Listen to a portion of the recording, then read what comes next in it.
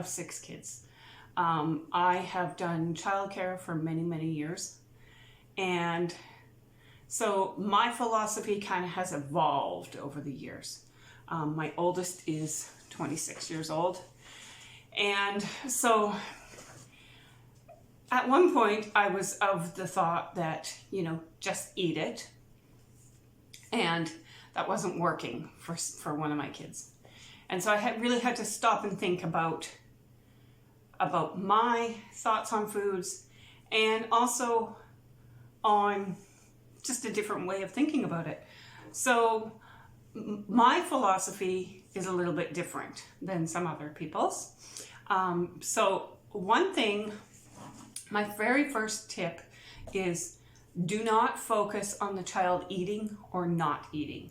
So for us, I'll give you an example. We went to Mexico and my son was 8, maybe 7. Anyway, we went to Mexico a few years ago, and pretty much the only thing to eat was tacos and quesadillas and things that he wasn't really used to. So the first night we went to this taco place. My teenager ordered a plate of tacos. I ordered a plate of tacos and 2 extra plates. I put 1 taco on one plate, 1 taco on another plate, 1 for the 4-year-old and 1 for the 7-year-old. The 4-year-old pretty much ate it. 7-year-old, he poked at it, he sniffed it, that's okay. I don't do cajoling, which is like, please try 1 bite, please try 1 bite, just try it, please, because it brings on this whole battle. So I do not do any of that. I don't even mention food while we're at the table. I'll say, this is really good, but I don't mention that they need to eat 3 bites. I don't mention, that you need to try it or anything. We talk about our day, we talk about what we're gonna do next, we talk about all kinds of things that are not related to food. And whether they eat it or not, that's their choice. If they say they're done, they're done. Okay, we'll try again next time. But I will tell you that by the end of the week, so my son, the first day he kind of poked at it. We went again, he picked up a little piece, he licked it, By the end of the week, he ate the whole taco, but not the way that you or I would eat the taco. So he asked for another plate. I got him another plate, and he took the meat and put it on that plate, and then he took a little bit of, it came with pineapple. He put the pineapple over here, and then he put the tortilla on this plate. And so he ate the meat, a little bit with his fingers. Then he ate the pineapple, and then he ate the tortilla. It doesn't matter, he ate it. So during this whole week of him exploring and deciding whether or not he was going to eat this, I wasn't being pushy, I wasn't doing anything. It was just, it is what it is. So the other one, the second one kind of ties into that, and I kind of talked about it, but it's focus on enjoying your mealtime together. So instead of focusing on the food, focus on enjoying your time together. What did you like most about today? What was the best thing about today? What was the worst thing about today? Just talking and enjoying your time together, and things like that. And the other deal on those 2 tips is, if your child does take a bite, you can say, oh, good job. But I wouldn't make a huge deal about it, because it doesn't need to be a huge deal. It's just food,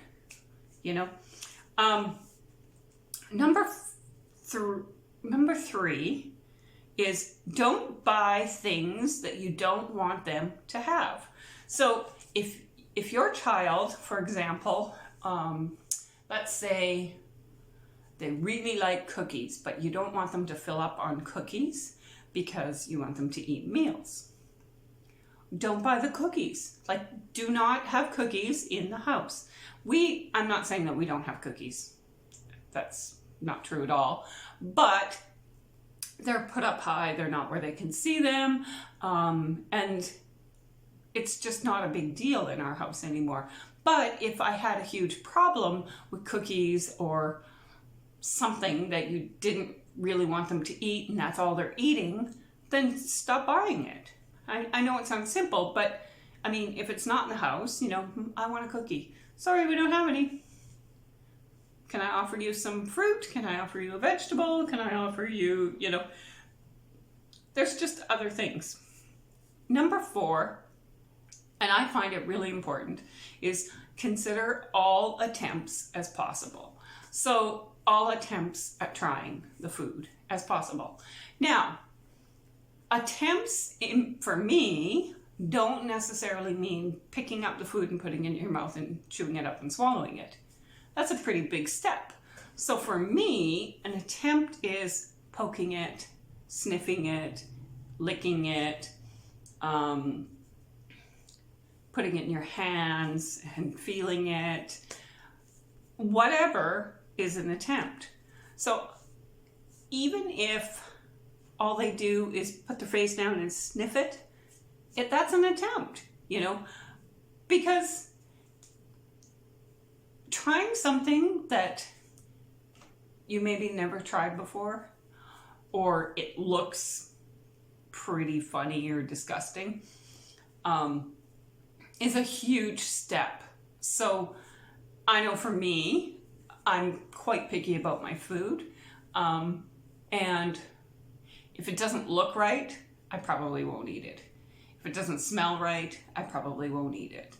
And so, a lot of times I sniff it, or I'll lick it, or, and all of those are attempts. So consider them as a positive thing, and try not to consider it as your child is out to get you.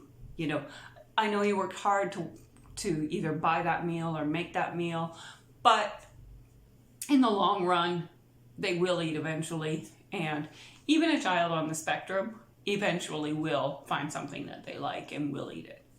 So my number 5 tip is to have one thing on their plate that you know that they'll eat. So whatever that may be. So when we go to a restaurant, I look at the menu and, I'm like, what do they like? And it may be that I need to order just a bowl of plain white rice because I know my kids will eat that. Or a bowl of plain noodles. I know my kids will eat that. And so when I do their plate, I'll put a little bit of the thing that I know that they like, plus everything else. And so if you think about it, for someone who has food aversions, there are many things that I will not eat, but a big one for me is olives. So if you think about the food that you absolutely will not eat and do not like, imagine that there's a plate and it's full of this food that you do not like. You're hungry, you're coming to the table because you know it's time to eat, and you get there and there's this plate full of food that you don't like. Of course you're going to be upset. Of course you're going to, get angry and freak out, But if you get to the table, there's a plate full of stuff that you don't like, but there's also a little bit of something that you do like, you're more likely to eat that and possibly attempt some of the other stuff on the plate. So, and I've had that in the past. So for example, with white rice, we were having Chinese food and, I put a little bit of the things that I thought he might like, chicken and whatever. And he ate the white rice and there was a little bit of sauce from one of the dishes on his rice.